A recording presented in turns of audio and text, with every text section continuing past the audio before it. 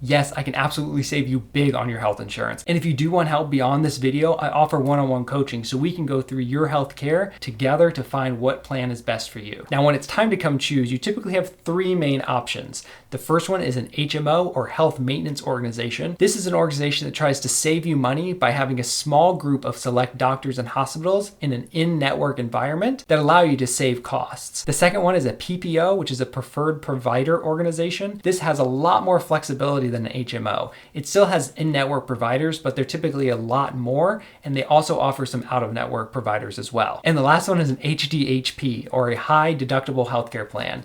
This is actually a PPO, but it has some qualifying factors based off of how much you pay, and also gives you access to cool accounts like an HSA or a health savings account. So as we think about these generally, the HMO typically has a higher premium, again, that money you're going to pay no matter what, but a lower deductible. Then on the flip side, you have the high deductible healthcare plan. This typically has very low premiums, but a higher deductible. So again, you're not going to pay that much out of pocket for the full year, but if you start needing medical insurance, you're going to need to pay more in that room before you get to have help with your insurance. And lastly, you have the PPO, which lands in the middle, but definitely is closer to the high deductible plan, with typically lower premiums and a higher deductible. As you think about the co-insurance, so after you've met that deductible, what the split is between your insurance company and you, typically the HMO is going to pay a little bit more versus the PPO and the high deductible healthcare plan. You can see the percents my company uses here. Now, outside of these main definitions, there's some other key critical information to compare these plans.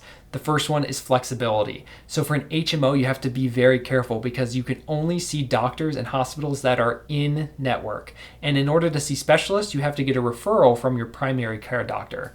Now for a PPO and a high deductible healthcare plan, you have a lot more flexibility. You can see specialists without getting a referral. The other helpful things is for an HMO and a PPO, you get an FSA, remember you use it or lose it money. And for a high deductible plan, you get that health savings account or HSA. And finally, something that you're gonna have to look into is typically your employer will give you some benefits towards your healthcare plan. So my company gives us wellness rewards. So that's between $300 if you're an individual and $600 if you're a family for both the HMO and the PPO. And for the high deductible healthcare plan, they'll actually give you an additional $500 for an individual and $1,000 for a family plan, which really helps to offset some of the higher deductibles with the high deductible healthcare plan. So be sure you look into the details of your plan to see if your employer is going to give you some benefits, because that is definitely going to help sway your decision. Take a look at what you expect over the next year. If you expect to go to the doctor a lot and have a lot of ER visits, maybe an HMO would be a good plan for you, because while you'll pay a higher premium, ultimately when you go to the doctor a lot, you'll have a low deductible and they'll start helping you out.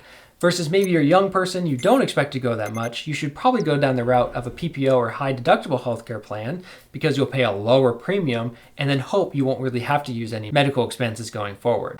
And ultimately that high deductible healthcare plan, especially if your company gives you benefits, might be a good option for you above your HMO. But I will say all plans are different. And that's why, again, I offer that service, that one-on-one coaching where you and I can chat. I can throw all the information from your employer into my models and I can build these charts for you so that you can make the most informed decision for yourself and your family. And lastly, I can't not talk about the HSA or the health savings account. If you have a high deductible plan, you must have an HSA. This account is tax-free in 3 ways. The money you put in is tax-free. It lowers your taxable income. You can invest this and any growth is tax-free. And then you can take the money out and use it on medical expenses tax-free too. And you can use this actually as a retirement account. So when you turn 65, you can take the money out for non-medical expenses and you just have to pay taxes on it at that point. So it's very similar to an IRA. With that, I'm Brian Logan. Thanks so much for watching and have a blessed day.